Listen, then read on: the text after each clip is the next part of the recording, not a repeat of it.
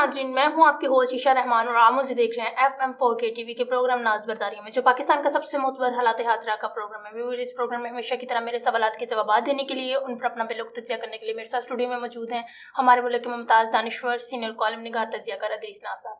السلام علیکم سر۔ وعلیکم السلام۔ سر، ایک بہت ہی سمپل اور سادہ سا سوال کہ پاکستانی ادارے تباہ کیوں ہوئے؟ عشاء، یہ جو جسے آپ سمپل سا اور سادہ سا سوال کہہ رہے ہیں، پہلی بات تو یہ انتہائی تقلیدی سوال ہے اور دوسرا بڑا مشکل سوال ہے۔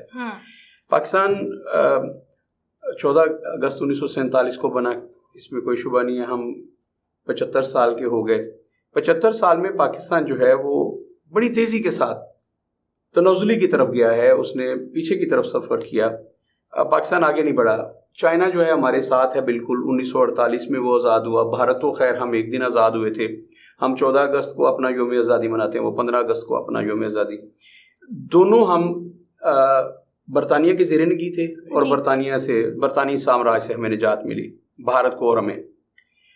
بھارت نے تیزی سے ترقی کی ہے اور اس وقت ترقی کی وہ منازل طے کی ہیں اس نے کہ جس کی مثال دینا بڑا مشکل ہے۔ اچھا، ہمارا اصلی دشمن بھارت ہے نا، اگر ہم بھارت کی بات کریں گے تو آپ پہ آ جائے گا یہ تو شاید غداری کی بات کریں، لیکن بھائی آپ تجزیہ کریے، کبھی اپنے گریبان میں جھانکیے گا کہ بھارت اس وقت کدھر ہے اور ہم کہاں کھڑے ہیں۔ مجھے بڑی تکلیف پہنچی آج جب ہم بیٹھے ہوئے تھے اسٹڈی میں، تو وہاں بات چل نکلی کہ کون سا ملک تیزی سے ترقی کر رہا ہے اور کون پیچھے رہ گیا۔ تو اس میں حیران کن اعداد و شمار تھے کہ چائنا جو 1948 میں ہم سے ایک سال بعد آزاد ہوتا ہے، اس کے اس وقت جو اثاثے ہیں، اس کے بعد ریزرو ایسٹس جو ہیں وہ ہیں 74,884 بلین ڈالرز۔ بھارت جو ہے جو ہمارے ساتھ آزاد ہوا، اس کے 12,833 بلین ڈالرز۔ یہ ان کے اعداد و شمار ہیں جو ہمارے بالکل اڑوس پڑوس میں، جن کے ساتھ ہمارا بارڈر لگتا ہے۔ باقی جو دنیا کے ممالک ہیں، امریکہ ہے، فرانس ہے، جرمنی ہے، جاپان ہے، ان کی تو خیر آپ جانے دیجئے، وہ تو ہم سے اتنا آگے ہیں کہ ان کے ساتھ وہ پاکستان کو کمپیئر نہیں کیا جا۔ آپ کو پتا ہے پاکستان کے ایسٹس کتنے ہیں؟ پاکستان کے جو جھوٹ بول کے ہم نے ایسٹ بتائے تھے، وہ ہم نے بتائے تھے 21 بلین کے قریب، نہیں، ہم نے بتائے تھے 21,000 ڈالر۔ تو اب پاکستان کے پاس صرف 8,000 ڈالر جو ہیں ہمارے ایسٹس ہیں، ٹھیک ہے؟ کہاں بلین اور کہاں ہزار۔ یہ ہے پاکستان کا اب تک کا سفر۔ ادارے کیسے تباہ ہوئے، پاکستان کیسے تنزلی کی طرف گیا، پاکستان کیوں پیچھے گیا، ہم اس پہ اگر آج پروگرام شروع کر دیں ہم، اور اگر ہم 48 گھنٹے بات کرتے رہیں تو اس پہ پوری تفصیل سے روشنی نہیں ڈال سکتے۔ ایک ایک ادارے کو لیجئے۔ اب ہمارے یہاں ہوا کیا عشاء، اس کو سمجھنا بہت ضروری ہے، اور میں ایک دفعہ پھر اپیل کروں گا اپنے ناظرین سے کہ آپ لوگ چونکہ پارٹیوں میں بٹے ہوئے ہیں، کوئی مسلم لیگ نون سے محبت کرتا ہے، اور مسلم لیگ نون نے اس ملک میں تقریباً 30 سال حکومت کی ہے۔ اب جب میں کہوں گا کہ مسلم لیگ نون اس کی ذمہ دار ہے، تو مسلم لیگ نون والے بڑے جزبوز ہوں گے کہ جناب ہمارے، اچھا پیپلز پارٹی جو ہے وہ پچھلے 35 سال سے کسی نہ کسی طرح اقتدار میں ہے، تو میں کہوں گا اس کی ذمہ دار پیپلز پارٹی ہے، پاکستان پیپلز پارٹی ہے، تو پیپلز پارٹی والے بڑے اچھلیں گے کہ جناب ہمیں کہہ دیے۔ پی ٹی آئی والے ان کا دور اقتدار بڑا مختصر سا ہے، عمران خان صاحب کا، مطلب 4.25 سال کا دور اقتدار ہے ان کا، لیکن 4.25 سال میں جو تباہی انہوں نے مچائی اور جتنے IMF سے قرضے لیے، وہ پاکستان کی ہسٹری کا ریکارڈ ہے۔ جب میں کہوں گا کہ وہ ذمہ دار ہیں، ان کا بھی حصہ ہے پاکستان کی تباہی میں، تو وہ بھی جزبوز ہوں گے۔ اچھا، اب ذرا غور کیجئے، میں وہاں بیٹھا تھا اسٹڈی میں، تو میں بات کر رہا تھا، آپ صرف ایک ڈپارٹمنٹ کو لیجئے، وہ ریلوے ہے، پاکستان ریلوے۔ مجھے نہیں پتا آپ کا بچپن کیسے گزرا، میرے بچپن میں جب ہم چھوٹے چھوٹے تھے تو ریل کی پٹڑی کے پاس جب ہم بیٹھا کرتے تھے تو وہاں بیٹھ کے ہمارا ایک پسندیدہ مشغلہ ہوتا تھا کہ ہم ریل گاڑی کے ڈبے گنا کرتے تھے۔ اچھا، پیسنجرز والے جو ہوتے تھے، جو پیسنجر جس میں وہ اس کے 22 کے لگ بھگ ڈبے ہوا کرتے تھے اس زمانے میں، اور جو ہوتی تھی ریل گاڑی، مال بردار گاڑی، اس کے 70 سے بھی زیادہ ہوتے تھے۔ اچھا، یہ تھا اس وقت ریل کا۔ اس وقت پاکستان کی آبادی جو تھی وہ تقریباً 8 سے 10 کروڑ تھی، جبکہ میں بات کر رہا ہوں اپنے بچپن کی۔ تو آج پاکستان کی آبادی جو ہے وہ 22 کروڑ ہے سرکاری اعداد و شمار میں، اور میں سمجھتا ہوں کہ پاکستان کی آبادی جو ہے وہ 25 کروڑ کے لگ بھگ، خیر 22 کروڑ آبادی کا ملک ہے۔ اور ہوا یہ کہ ہم نے ریل گاڑی کے آپ جب جائیں گے نا جو جس میں پیسنجرز ہوتے ہیں وہ ڈبے جو ہوتے ہیں 5 سے 7 ہوتے ہیں. اب جی آبادی بڑھ گئی, پیسنجرز بڑھ گئے, لیکن ہم نے ڈبے کم کر. اس کی وجہ کیا, ڈبے کیوں کم کیے ہیں؟ اتنی بڑی کرپشن ہے یہ. کبھی غور کیجئے گا کہ ریلوے کو کیوں تباہ کیا گیا. ریلوے کے اخراجات اس قدر زیادہ ہیں, وہاں پہ جو جی ایم لیول کے لوگ بیٹھتے ہیں, اتنا بڑا سٹاف ہے, اتنا بڑا کرو ہے, آپ تصور نہیں کر سکتی کہ ان کی تنخواہیں کیا ہیں, ان کی مراد کیا ہیں. اور جب کوئی ریلوے کا بڑا آفیسر یا کوئی منسٹر اس میں جاتا ہے تو اس کے لیے پورے ایک آپ سمجھیے کہ پوری ریل ان کے لیے بک ہوتی ہے. ایک ڈبے میں 5 بندے سفر کر رہے ہوتے ہیں. تو پیسنجر جو ہے وہ ٹکٹیں لے کے کھڑے ہیں, آپ کو ٹکٹیں نہیں مل رہی, بکنگ ہی نہیں ہو رہی ریلوے میں جگہ, کیونکہ 5 تو سارے ڈبے لگے ہوئے ہیں اور لوگ جانا چاہتے ہیں اس پہ. اس کو تباہ اس لیے کیا گیا کہ ہم وزیر ریلوے اسے بناتے ہیں جو جس کی اپنی ٹرانسپورٹ ہوتی ہے. بشیر بلور صاحب کا میں نام لینا چاہوں گا کہ وہ لوگ بڑے ٹرانسپورٹرز جو ہوتے ہیں, آپ انہیں وزیر ریلوے بنا دیتے ہیں, پھر وہ ریلوے کو تباہ کرے گا. کیونکہ اگر ریلوے چلتی ہے, اگر آپ دیکھیں نا, اگر اس کے ساتھ 22 ڈبے لگا دیتے ہیں تو وہ پیسنجر تو آئیں گے. ریلوے میں تو پاؤں ابھی تل دھرنے کی جگہ نہیں ہوتی, آپ اپنا پیر نہیں رکھ سکتے, آپ کو پاؤں رکھنے کے لیے جگہ نہیں ملتی. اچھا اگر اس میں 22 ڈبے لگے ایک انجن کے ساتھ تو پھر بھی یہی حال ہوگا. لوگ ریلوے کے سفر کو زیادہ انجوائے کرتے ہیں. ایک تو محفوظ ہے روڈ کی نسبت, دوسرا ریل جو ہوتی ہے اس کی سپیڈ زیادہ ہوتی ہے, راستے میں بہت کم ہوتا ہے نا, رش نہیں ہے, کوئی آگے چیزیں نہیں آ رہی, بس اگر ایک آدھ جگہ پہ اسے رکنا پڑا کیونکہ کسی ٹرین کا کراس ہے تو اس وجہ سے رکنا پڑا, ورنہ ٹرین جتنا تیزی سے سفر کرتی ہے روڈ پہ, زمین پہ جانے والی کوئی چیز اتنا لمبا اور اتنا تیز سفر نہیں کر سکتی. ان لوگوں نے تباہ کیا ریلوے کو صرف اس وجہ سے کہ اپنی ٹرانسپورٹ چل رہی ہے. اسی طرح آپ دیکھیے کہ پی آئی اے تھا, میں نے پہلے بھی مثال دی تھی. پی آئی اے کا چیئرمین اس بندے کو بنایا جاتا ہے جس کی اپنی ایئر لائن ہے. جو بندہ اپنی ایئر لائن چلا رہا ہے, آپ کے وزیر اعظم رہے پاکستان کے شاہد خاقان عباسی صاحب, بلیو ایئر لائن والے, تو وہ چاہیں گے کہ ایک طرف ان کی اپنی ایئر لائن اور دوسرے تو پی آئی اے ہو, تو وہ تو چاہیں گے نا کہ پی آئی اے بالکل ختم ہو جائے. پی آئی اے میں کتنی سیلریز ہیں. اب میں ایک جملہ کہہ دیتا ہوں, صرف اس کی تحقیق آپ نے خود کرنی ہے, میں نے نام نہیں لینا, وہ بڑے صحافی ہیں, میرے بڑے بھائی ہیں, میرے محسن ہیں, وہ مجھ سے لڑ پڑیں گے. ایک صحافی ایسے ہیں جن کا میگزین جو ہے, جن کا اخبار جو ہے, وہ ہزاروں کی تعداد میں پی آئی اے کاغذوں میں خرید رہا ہے, اور کبھی بھی پی آئی اے میں نہ کسی پیسنجر نے ان کا اخبار اور میگزین مانگا ہے ہفت روزہ, نہ وہ جاتا ہے.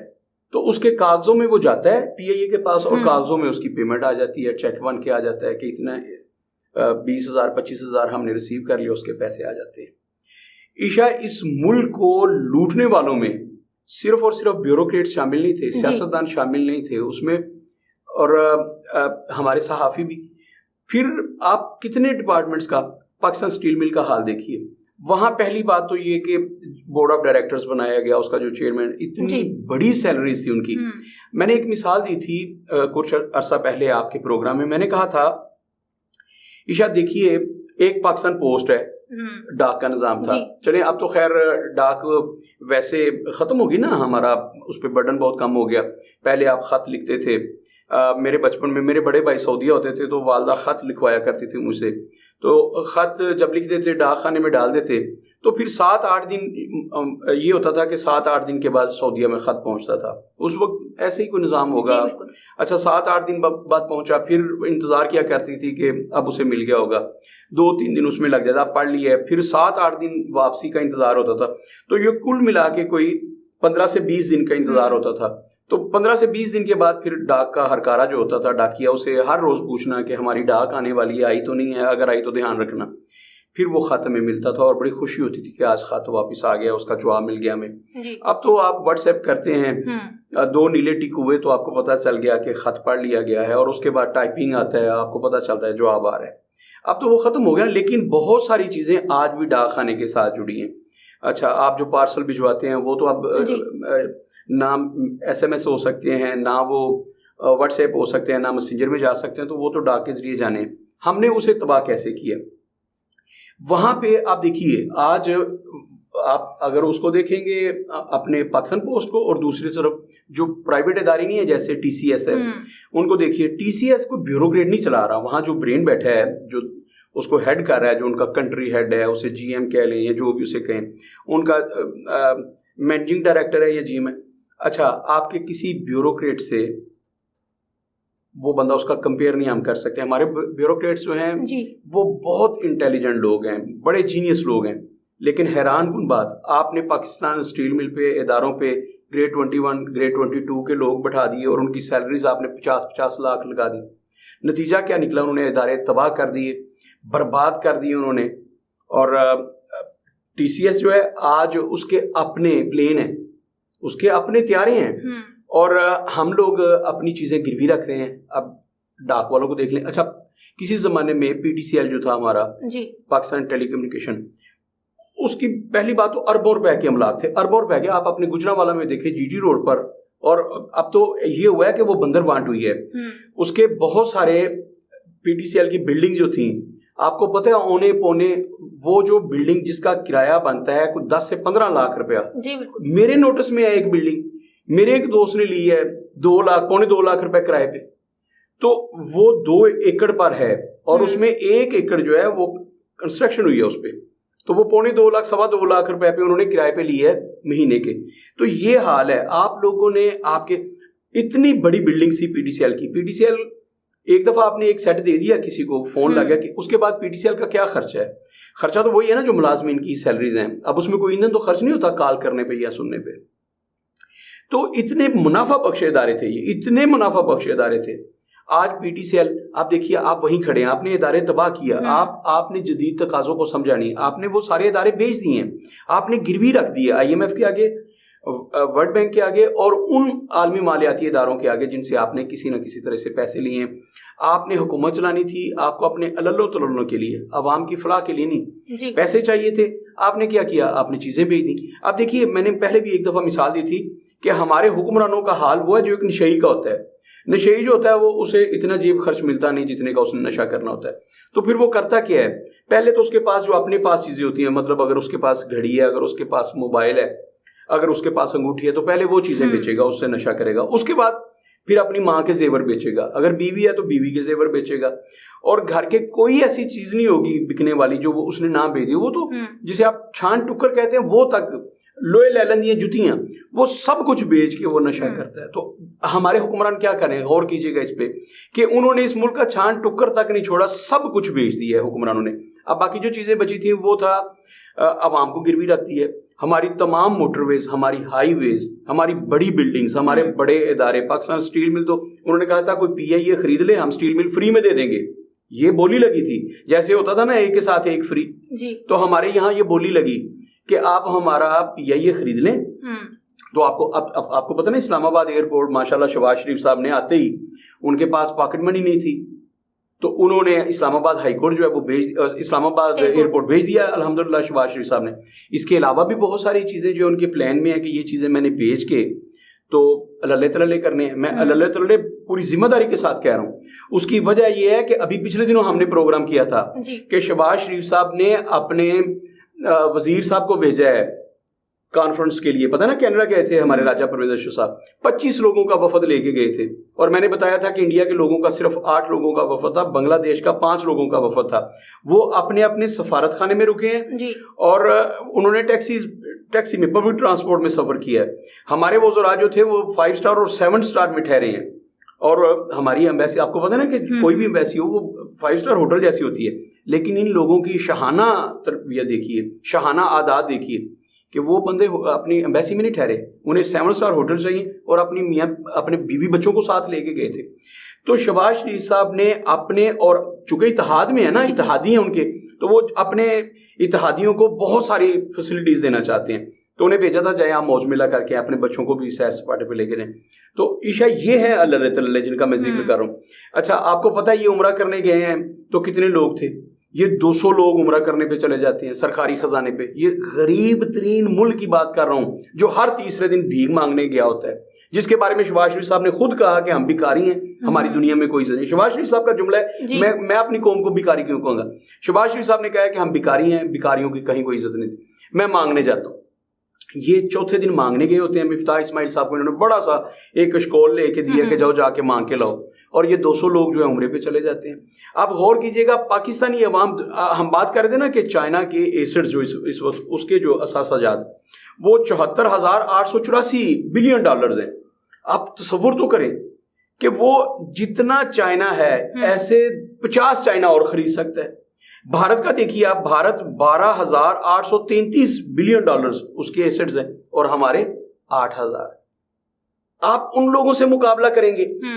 مطلب اگر آپ کو ڈاکٹر قدیر خان نہ ملا ہوتا, اگر آپ کو ڈاکٹر سمربند مبارک نہ ملے ہوتے, اگر آپ کو ڈاکٹر عبدالسلام نہ ملے ہوتے, میں 3 نام لیے, ایک فوج ہے نا ہمارے پاس ایسے قابل لوگوں کی, تو مجھے ایمانداری سے بتائیے کہ کیا ہم بھارت کے سامنے 10 منٹ تک ٹک سکتے ہیں اگر ہمارے پاس یہ لوگ نہ ہوتے, یہ برینز نہ ہوتے, انہوں نے آپ کو ایٹمی پاور نہ بنایا ہوتا.